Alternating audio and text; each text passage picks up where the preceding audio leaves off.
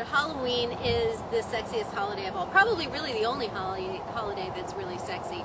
I'm Liz Langley for Alice Lagoon and Before You Submit, and we're going to talk for just a minute. This is our bonus track to our regular video blog, which was about the 5 sexiest psychopaths of all time. And this is about why fear is kind of sexy, why it is that things at Halloween, there's that element of sexiness to that goth, dark, villainous kind of stuff. And there's 2 reasons. The first is that the physiological reactions that you have to things that make you afraid are the same physiological reactions that you have with sexual arousal. There is adrenaline that's released into your veins, your blood starts flowing faster when you're scared or when you're aroused, your pupils dilate, the blood rushes to your muscles. So those are all really similar physical responses that you have to fear and that you have to sexual arousal. So that's why those 2 things are equated. And I think also, this is just my personal opinion, but there's an element of anticipation. When you're watching a horror movie, you have that kind of like, what's going to happen? It's kind of like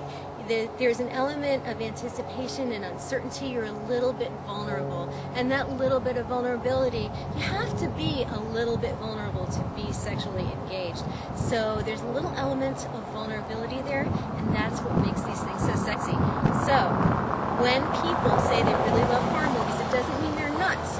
It means that they just have this sort of inclination. They kind of like that vulnerability. Maybe they like that anticipation.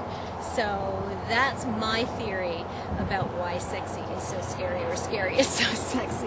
I'm Liz Langley for Alice Lagoon and Before You Submit, and that's my video blog.